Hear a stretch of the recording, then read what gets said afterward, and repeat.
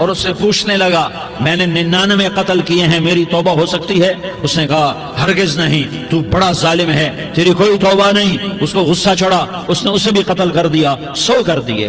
پھر اس کو خیال آیا میں توبہ کروں، تو وہ ایک عالم کے پاس گیا اور اس سے پوچھنے لگا میں نے 100 قتل کیے ہیں، کیا میری توبہ ہو سکتی ہے؟ کہ بیٹا کیوں نہیں ہو سکتی توبہ؟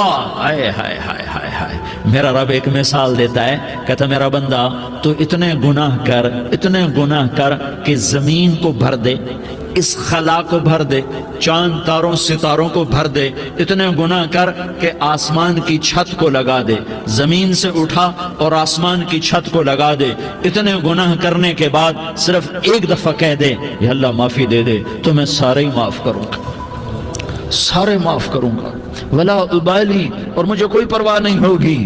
انہوں نے کہا بیٹا گناہوں کی معافی تو یقیناً ہے، لیکن توبہ کا ہونا ضروری ہے، تیری توبہ پکی ہونے کے لیے یہ ماحول چھوڑنا ضروری ہے، تو یہ بستی چھوڑ کے اس بستی میں چلا جا، وہاں نیک لوگ رہتے ہیں، ان کی صحبت میں تو رہے گا تو تیری توبہ پکی ہو جائے گی۔ اس نے کہا میری معافی ہو جائے، میری معافی ہو جائے، میں ہر کام کرنے کو تیار ہوں۔ بوریا بستر اٹھایا، جو تبلیغ والے کہتے ہیں گھر چھوڑو، لیاری چھوڑو، بستر اٹھاؤ اور چلے کے لیے نکلو، 4 مہینے کے لیے نکلو کہ اپنی توبہ کو پکا کرو، ورنہ ماحول کی گندگی پھر آدمی کو گرا دیتی ہے، پھر گرا دیتی ہے، پھر گرا دیتی ہے۔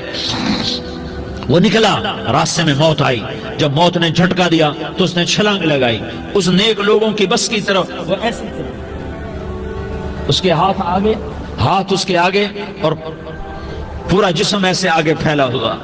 اللہ تعالیٰ نے لیاری والوں کو قصہ سنانا تھا تو دونوں فرشتے بھیج دیے، جنت کا بھی آ گیا، جہنم کا بھی آ گیا۔ جہنم والے کہنے لگے مجرم ہے ہتھ کڑی لگاؤ، جنت والے کہنے لگے مہمان ہے سہرے پہناؤ، جہنم والے کہنے لگے توبہ ادھوری ہے، ابھی توبہ پکی نہیں ہے، ابھی نیک لوگوں کے شہر کو پہنچا ہی نہیں ہے کہ موت آ گئی۔ اور جنت کے میں کہنے لگے نہیں نہیں نہیں، توبہ ارادے سے ہو جاتی ہے، ارادہ کر لیا توبہ ہو گئی، ہمارا مہمان ہے۔ اللہ نے تیسرا فرشتہ بھیجا، جاؤ فیصلہ کرو۔ کیا فیصلہ کرو؟ وہ یہاں مرا پڑا ہے، یہ اس کی بستی ہے، یہ نیک لوگوں کی بستی ہے، وہ یہاں مرا پڑا تھا۔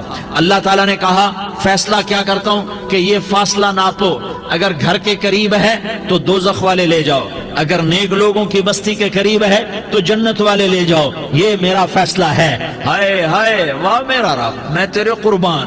ہوا کیا تھا؟ وہ گھر کے قریب تھا اور نیک لوگوں کی بستی سے دور تھا۔ جب ناپنے لگے تو اللہ تعالیٰ نے ادھر والی زمین سے کہا جو نیک لوگوں کی بستی کی طرف سے تھی، اللہ تعالیٰ نے اس زمین سے کہا سکڑ جا، اور جو گھر والی زمین تھی اس کو کہا پھیل جا، ادھر کی زمین کو پھیلا دیا اور ادھر کی زمین کو سکیڑ دیا۔ جب ناپا گیا تو وہ نیک لوگوں کی بستی کے قریب ہوا، اللہ نے کہا لے جاؤ جنت میں، ہم نے معاف کر دیا۔ اور یہ تو بنو اسرائیل کا آدمی ہے، ہم تو محمد مصطفیٰ صلی اللہ علیہ وسلم کے امتی ہیں۔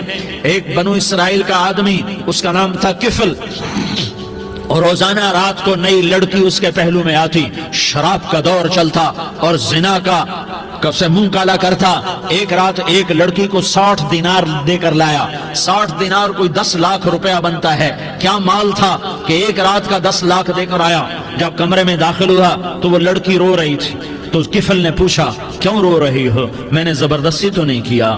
تو وہ اس نے روتے ہوئے کہا کفل میں پیشہ ور عورت نہیں ہوں، میں عزت دار عورت ہوں، مجھے بھوک نے یہاں تک پہنچایا ہے۔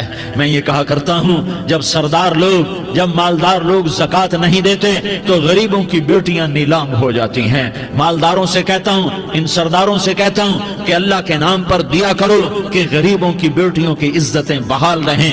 تو کفل نے جب دیکھا اور جب سنا، آنسو کو دیکھا اور اس کی بات کو سنا، تو وہ اس کا وحشی دل، پتھر دل، کیا آنسو نے کام کیا کہ وہ رونے لگا۔ کفل رونے لگا اور کہنے لگا بہن جس عزت سے آئی تھی اسی عزت سے واپس چلی جا، اور میں بڑا کتا انسان ہوں، میں بہت گندا انسان ہوں، میں تیرے آنسوں کے طفیل توبہ کرتا ہوں، تو میرے لیے دعا کر دے، اللہ میری بخشش کر دے، اور تو چلی جا اپنی عزت کی سلامتی کے ساتھ، اور جو مال میں نے تمہیں دیا تھا تمہیں ہدیہ۔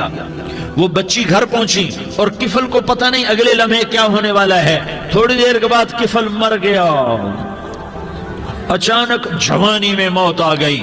کفل کو نہیں پتا تھا کہ میری زندگی کی چند گھڑیاں باقی ہیں، ساری زندگی زنا شراب میں گزری، آخری چند لمحے میں توبہ کی، اب میرے اللہ نے کیا کیا؟ اللہ، ارے اللہ کے بن جاؤ، ہاتھ جوڑتا ہوں، اللہ کے بن جاؤ، اللہ کو اپنا بنا لو، اللہ کو اپنا بنا لو، اللہ کو اپنا بنا لو، اللہ سے دوستی لگا لو، اللہ سے یاری لگا لو، اللہ کے آگے سر جھکا لو، ایک دوسرے سے محبت والے بن جاؤ۔ ہاں ہاں، یہ وہ شخص تھا، کل اس کی میت کو دیکھ کر کوئی اس کو کندھا دینے نہ تھا، اس کے اپنے بھی اس کو غسل نہ دیتے، اس کے اپنے اس کو کفن نہ دیتے، یہ ایسا ظالم بدماش نافرمان تھا۔ ہاں ہاں، سنو سنو، کفل موسیٰ علیہ السلام کا امتی، طارق جمیل محمد مصطفیٰ کا امتی، سردار عزیر محمد مصطفیٰ کا امتی، ہمارے پیچھے محمد مصطفیٰ کے آنسو ہیں، آہیں ہیں، سسکیاں ہیں، فریادیں ہیں، دعائیں ہیں، یہ بنی اسرائیل کے گناہگار کے لیے کیا کر دیا، کیا کر دیا، کیا کر دیا۔ اگر یہ صبح پایا جاتا مردہ تو اس کا کوئی کندھا دینے والا نہ ہوتا، نہلانے والا نہ ہوتا، اسے پتھروں میں دبا دیتے۔ صبح ہوئی تو لوگوں نے دیکھا کفل کے دروازے پر بہت بڑا جیسے بینر لگا دیا جاتا ہے، پورا بینر لگا ہوا تھا، کفل کے دروازے پر لکھا ہوا تھا ان اللہ قد غفر للکفل، لوگوں اللہ نے کفل کو معاف کر دیا۔ کیا مطلب تھا معاف کر دیا؟ کہ جاؤ جنازہ پڑھو، جاؤ دفن کرو، جاؤ غسل دو، جاؤ کفن دو، میں نے کفل کو معاف کر دیا۔